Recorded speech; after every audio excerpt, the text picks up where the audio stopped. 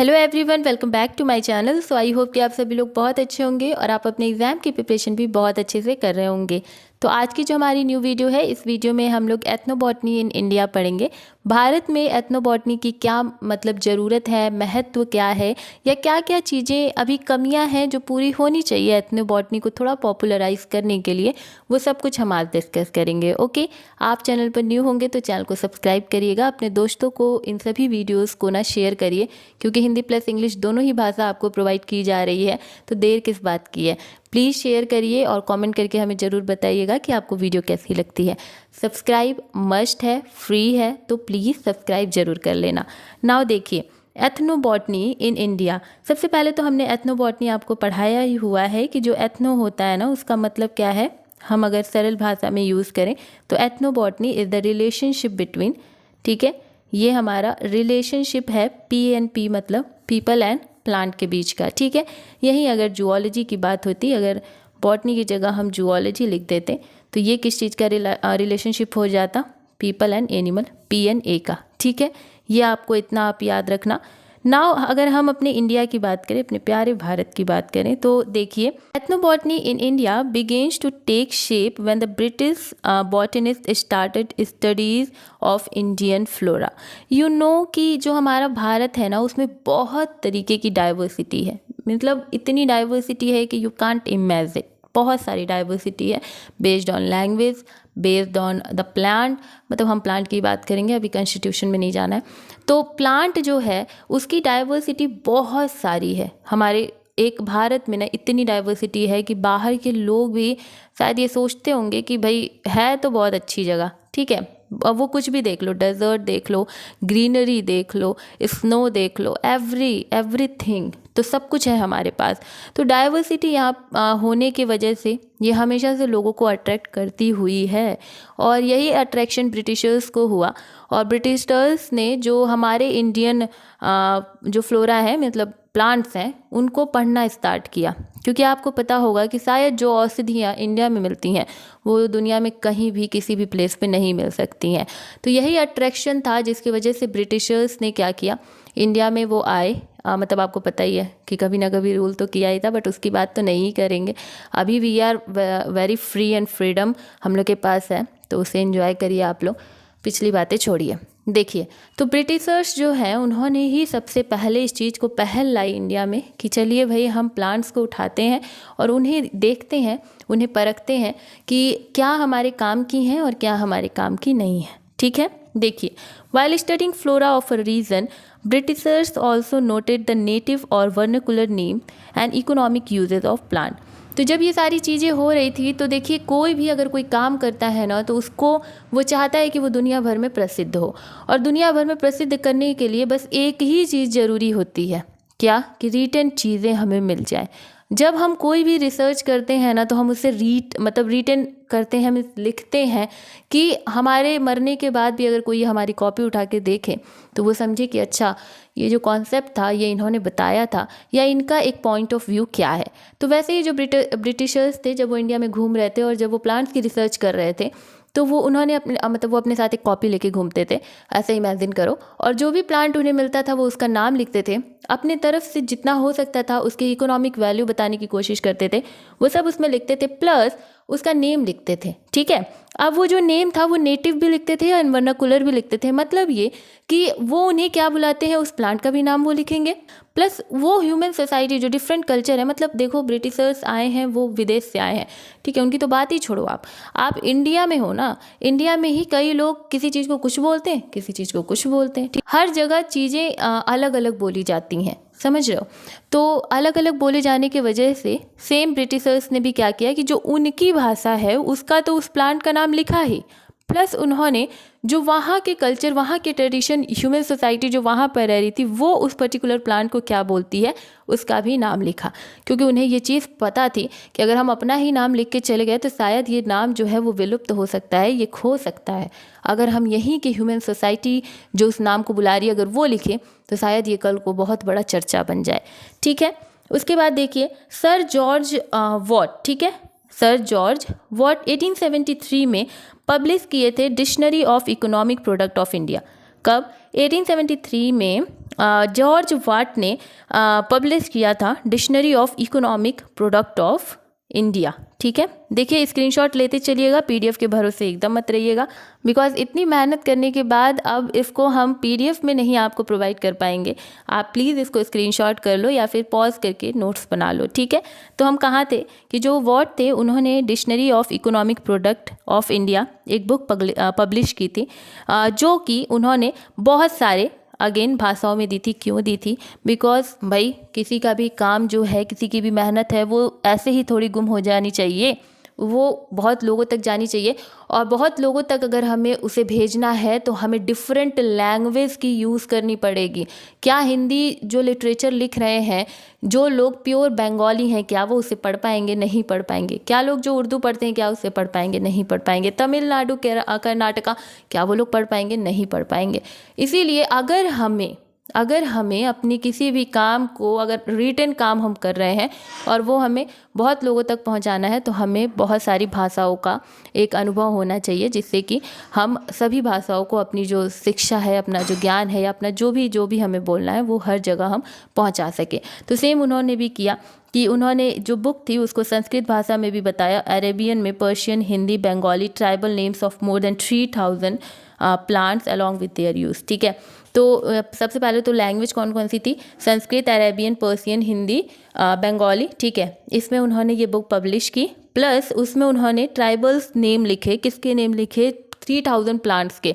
जैसे जो जनजाति थी वो उस प्लांट को, वही ह्यूमन सोसाइटी उस प्लांट को क्या बोल रही है, क्या बता रही है, वो सब उन्होंने इस जो बुक है dictionary of economic product of India उसमें बताया। ऑब्जेक्टिव में ये क्वेश्चन पूछ सकता है कि ये बुक किसने लिखी है, तो आप इसको याद रखिएगा। ओके, तो हिंदी वालों के लिए देख लीजिए, भारत में एथनोबॉटनी ने तब आकार लेना शुरू किया जब ब्रिटिश वनस्पति विज्ञानियों ने भारतीय वनस्पतियों का अध्ययन शुरू किया।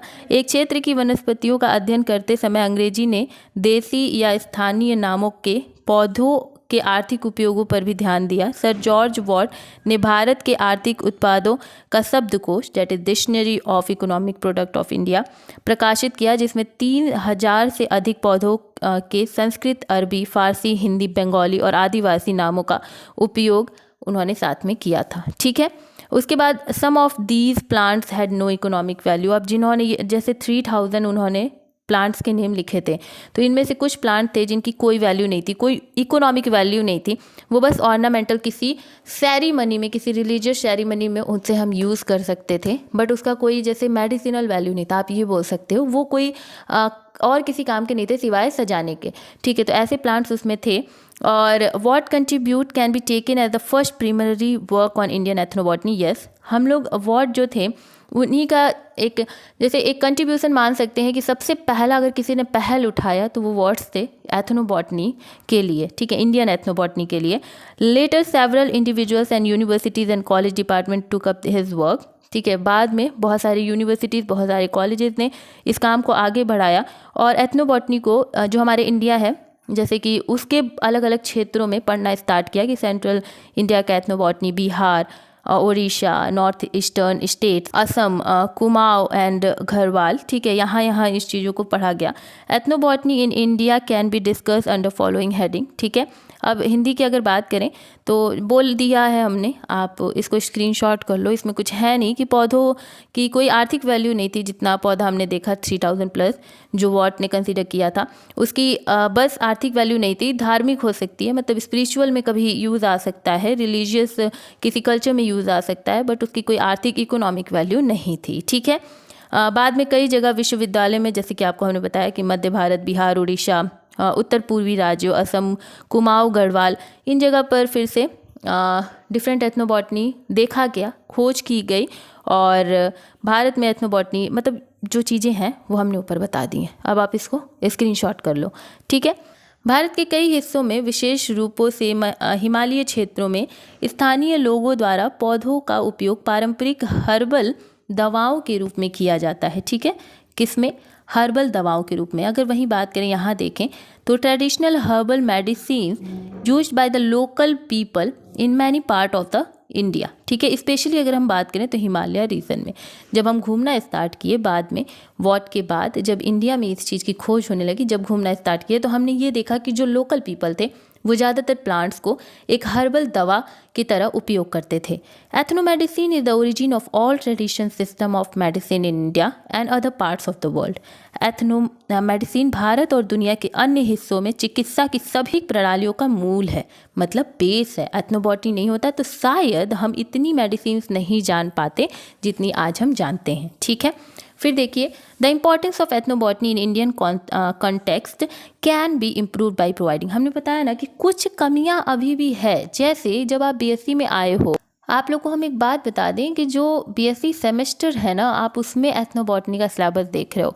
ईयर वाइज में ये सिलेबस नहीं था। जब हम पढ़ रहे थे उस टाइम नहीं था ये सेमेस्टर, मतलब एथनोबॉटनी था ही नहीं हमारे सिलेबस में। बुक में था बट हमारे सिलेबस में नहीं था, तो हम पढ़ें क्यों, ये वाला सिस्टम हो गया था। लेकिन जब सेमेस्टर आया तब इसको देखा गया कि इस पर बहुत हाईलाइट किया गया है। तो शायद अभी तक हम भी नहीं जानते थे कि एक्चुअली व्हाट इज़ एथनोबॉटनी। समझ रहे हो, साइंस वाले स्टूडेंट हो के हमें नहीं पता था व्हाट इज़ एथनोबॉटनी। तो ये चीज़ें थोड़ी सी कमी है कि हम जान ही नहीं रहे हैं। जो हमारे मेडिसिन का मूल है, हम उस सब्जेक्ट को ही नहीं जान रहे हैं। ठीक है, तो ये कहीं ना कहीं कमी है हमारे भारत की कि इसे शायद उतना महत्व नहीं दिया जा रहा है कि एक सिलेबस में भी कंसिडर किया जा रहा था। बट अब क्योंकि हर एक चीज़ बदल रही है, तो यहाँ पर यह भी देखा गया कि एथनोबॉटनी को कंसीडर किया गया है। समझ रहे हो आप लोग। तो थोड़ी बहुत कमी है इंडियन कॉन्टेक्स्ट में, जिसको कि हमें इम्प्रूव करना चाहिए एथनोबॉटनी को और पॉपुलराइज करने के लिए। जैसे कि रिसर्च सपोर्ट हो गया, ठीक है, कुछ रिसर्च सपोर्ट के द्वारा, एजुकेशनल अपॉर्चुनिटीज़ के द्वारा। जैसे कि अभी आप ये पढ़ रहे हो, सिलेबस में आपके है, तो आपको पता चला ना कि अच्छा एथनोबॉटनी नाम का भी कोई साइंस है। ठीक है, तो ये सब करके, and better communication method with tribal people. Tribal peoples, हमने आपको पहले ही फर्स्ट क्लास में ही बताया था कि जनजातियों का बहुत बड़ा रोल है एथनोबॉटनी में।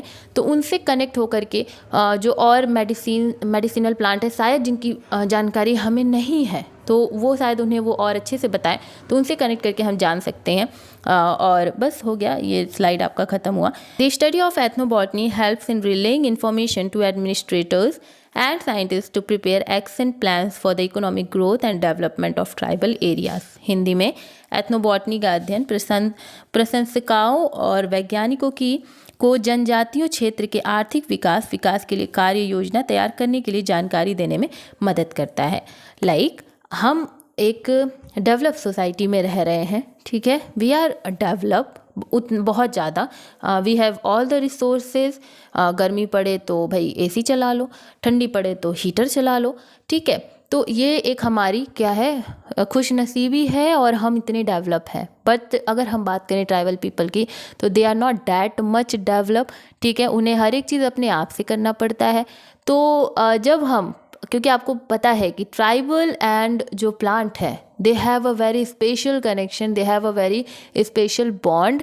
तो अगर हम प्लांट के बारे में बहुत कुछ पढ़ लेते हैं, उनके यूजेस, प्लस उनसे हम क्या क्या चीज़ें बना सकते हैं, मेडिसिनल यूजेस, वो सारी चीज़ें अगर हम ट्राइबल पीपल को बताएं, तो शायद उनको भी स्पेशल फील हो और मतलब एक उनके साथ भी एक राइटनेस हो सके। समझ रहे हो आप लोग। तो ट्राइबल पीपल के लिए जो उनका आर्थिक विकास है, जैसे हम लोग तो बाहर रह रहे हैं ना, जो हमारे ट्राइबल पीपल हैं वो जगह से जगह घूम रहे हैं। अगर कल को उन्हें कोई चीज़ पता चलती है कि अच्छा ये जो प्लांट है ये ऐसा कोई वर्क कर रहा है, तो आप जब उनके साथ रहोगे तभी तो वो आपको बताएंगे ना कि अच्छा ये भाई देखो ये ऐसा काम कर रहा है, क्या हम इसका कुछ और मतलब बना सकते हैं, क्या ये लोगों को हेल्प कर सकता है, ये आप कर लो। साइंटिस्ट को बोल दो कि भैया आप कर लो, बट उसने बताया ना ट्राइबल पीपल, वो तो हेल्प कर रहे हैं ना। तो ये कनेक्शन जारी करने के लिए जो ट्राइबल पीपल के साथ हमारा कनेक्शन है, एक साइंटिस्ट का कनेक्शन है या फिर एडमिनिस्ट्रेटर्स का कनेक्शन है, वो बहुत इंपॉर्टेंट है एथनोबॉटनी को और भी आगे बढ़ाने के लिए। ठीक है, तो this is all about the ethnobotany in India from starting to till now. हमने आपको बताने की कोशिश की है हर एक चीज़। मिलते हैं नेक्स्ट वीडियो में। अब हम लोग सिद्धा, यूनानी, आयुर्वेदा, ये जो चीज़ें हैं इन सभी को पढ़ेंगे और आई होप कि आपको ये वीडियो हेल्प करेगी। सब्सक्राइब कर लीजिएगा नए होंगे तो, और पुराने हैं तो thank you for watching the video again, and मिलते हैं नेक्स्ट वीडियो में। Bye bye, take care, be happy, हंसते रहिए, मुस्कुराते रहिए, चैनल को सब्सक्राइब करते रहिए। Bye bye.